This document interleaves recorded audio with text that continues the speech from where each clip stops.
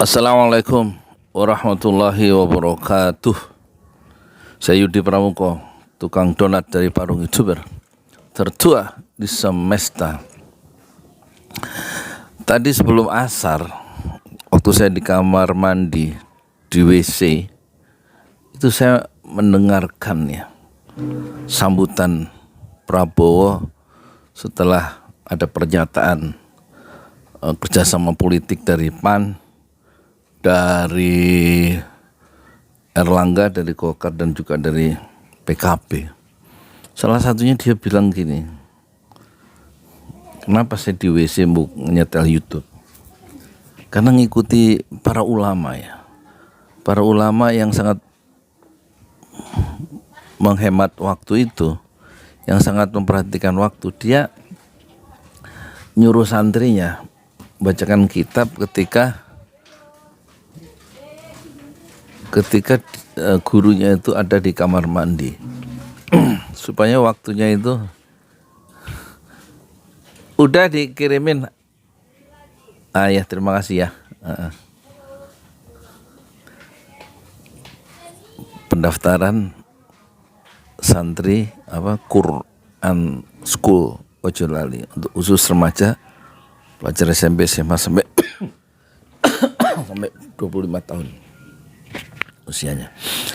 Nah, jadi ulama-ulama besar dalam sejarah itu karyanya produktif. Saat di kamar mandi dia diminta dibacakan ilmu sehingga waktunya itu nggak kosong. Nah, saya dengar Prabowo itu dalam konteks itu tradisi ulama-ulama besar yang betul-betul memperhatikan waktu. Jadi dalam WC itu saya dengar Prabowo bilang, saya akan menyerahkan nyawa saya, tenaga saya untuk bangsa dan negara. Dibilang akan mempertaruhkan, menyerahkan nyawa.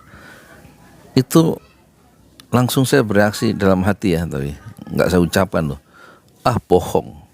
Dulu dia bilang waktu kampanye, saya timbul bersama rakyat di panggung kampanye.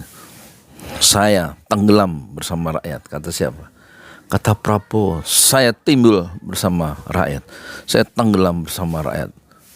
Gemuruh tepuk tangan menyambut semangat gelora perjuangan Prabowo. Tapi bohong.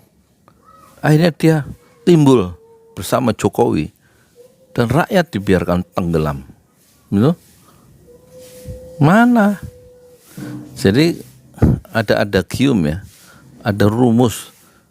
Jangan percaya omongan semua politisi sampai omongan itu terbukti dalam kenyataan. Dan saya bisa mengatakan omongan Prabowo dulu yang saya timbul bersama rakyat, saya tenggelam bersama rakyat, itu kenyataannya bohong. Dan ucapan-ucapan Pak Jokowi sebagai presiden juga begitu. Begitu bagaimana? Ya simpulkan sendiri. Janji-janjinya itu sama kenyataannya sampai majalah Tempo menurunkan cover khusus gambar Pak Jokowi madep kanan, ada bayangannya di cover majalah Tempo itu, dan hidungnya itu seperti hidung Pinocchio, lebih panjang dari gambar aslinya, dan sebelah kiri atas ada tulisan janji tinggal janji. Apa nama lain dari janji tinggal janji itu dalam perjalanan waktu? Dan dalam konteks pertarungan dengan Anies Baswedan yang baru saja lolos dari kehancuran karena Mahkamah Agung kemarin itu menolak gugatan yang diajukan oleh Muldoko sehingga PK-nya itu ditolak oleh Mahkamah Agung, sehingga kepengurusan Demokrat tetap di tangan AHY. Kalau berhasil dibaca itu waktu itu diloloskan PK-nya oleh Mahkamah Agung, berarti Anies betul-betul nggak bisa jadi calon presiden. Kenapa lah? Nggak mungkin Demokrat dengan ketua umumnya Muldoko itu kemudian dengan kursi sampai 54 kemudian tetap mendukung Anies, nggak mungkin. Kan memang tujuannya Muldoko itu mengambil alih apa Demokrat ya lewat KLB itu dengan ketua umumnya Muldoko kan maksudnya untuk menjegal Anies kan, sehingga kalau memang berhasil diambil kepengurusan yang sah dari AHY, kursi yang dukung Anies Nasdem 59 ya kan, dan PKS 50, sementara Demokrat 54. Kalau digabung tiga-tiganya itu 168, sudah melampaui angka ambang batas dari pencalonan presiden yaitu 20% alias 115 kursi. Tiga gabungan partai itu kursinya 168. Lah kalau 168 diambil 54, lah itu kan tinggal 109. Nggak cukup syarat bagi Anies 109 kursi sampai ke 115. Langsung dia pulang ke Yogyakarta Anies Baswedan. Tapi Allah izinkan ditolak itu PK-nya Muldoko ya. Nah itu lolos pertama. Lolos yang sebelumnya adalah kasus Formula E yang dicari-cari itu. Terus kasus JIS ya kan, rumput dijadikan sasaran untuk serangan Anies. Dan yang kemungkinan yang lebih berbahaya yang tidak kita pikirkan atau lupa jadi variabel analisis para pengamat, mungkin sudah pernah tapi suka dilupakan lagi, yaitu pejabat kepala daerah baik bupati maupun wali kota dan gubernur itu semuanya orang-orangnya Pak Jokowi dan Tito Karnavian sebagai Menteri Dalam Negeri, dan disahkan atau direstui oleh siapa? Oleh Pak Jokowi kan. Pejabat sementara kok 2,5 tahun, separuh dari proses demokrasi yang pemilihan rakyat itu selama 5 tahun kan jabatan kepala daerah. Tapi sekarang dengan aturan yang dibuat, entah siapa yang membuat, seperti ya mungkin DPR dan pemerintah ya, itu pejabat daerah itu diangkat, pejabat sementara itu loh. Kata Rocky Gerung, kalau pejabat sementara sebulan oke, 2 bulan oke, 3 bulan, 6 bulan oke. Ini 2,5 tahun, itu separuh dari jabatan kepala daerah yang dipimpin langsung oleh rakyat. Jadi sekarang Anies dalam kepungan yang baru, karena seluruh pejabat di daerah nanti yang hampir 300 itu, 280 berapa gitu, bupati, wali kota dan gubernur, termasuk gubernur DKI kan diangkat oleh Pak Jokowi dan Tito Karnavian. Pasti semuanya akan memihak kepada siapa yang mengangkat kan, karena mereka tidak dipilih oleh rakyat, gubernur, kemudian wali kota dan bupati, dan itu potensial ya untuk tidak netral dan memihak, yang tentu akan merugikan Anies Baswedan. Karena pejabat-pejabat sementara itu SK-nya ditandatangani oleh atau diangkat oleh Menteri Dalam Negeri atas sepersetujuan dari Presiden Jokowi. Nah itu bahayanya, ranjau berikutnya. Dan kemudian dimunculkan ya, dulu Tito Karnavian memunculkan Satgas Merah Putih. Setelah diserang Satgas Merah Putih gara-gara Sambo itu, gara-gara kasus Sambo yang memerintahkan pembunuhan terhadap Huta Barat, dan kemudian dihukum mati vonisnya, dan kemarin muncul satu potongan korting menjadi hukuman seumur hidup 20 tahun penjara gitu. Dan sekarang memunculkan konsep baru yaitu polisi RW. Polisi kan sekarang di bawah Departemen Dalam Negeri. Dalam Negeri itu menterinya adalah yang dulu jadi Kapolri, yaitu Tito Karnavian.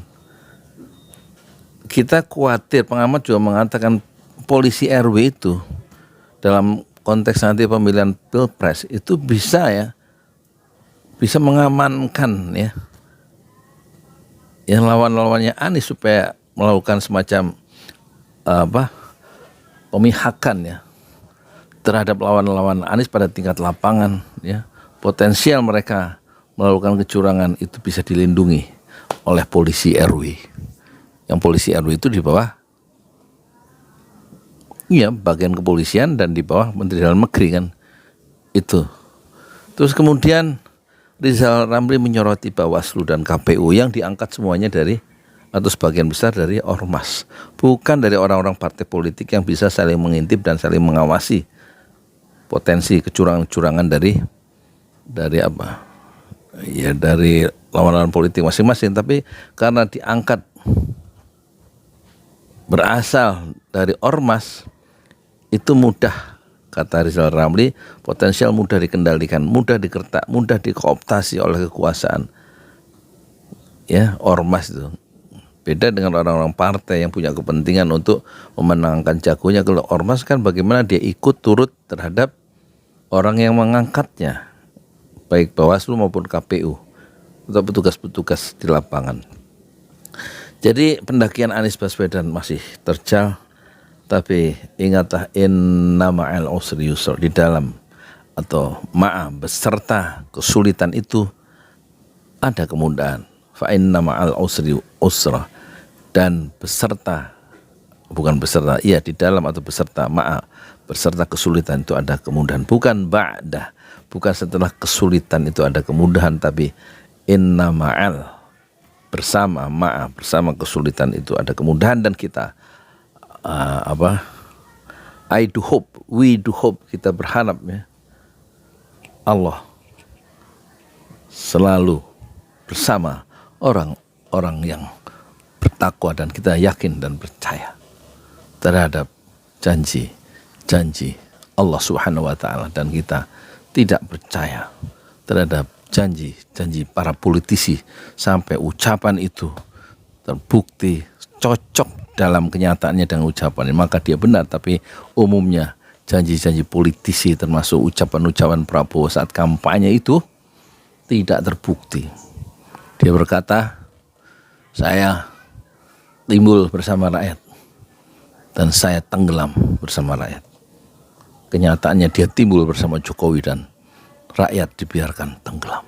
Apalagi dalam sambutan itu yang saya dengar di WC tadi, waktu saya di WC di toilet menjelang asar, dia bilang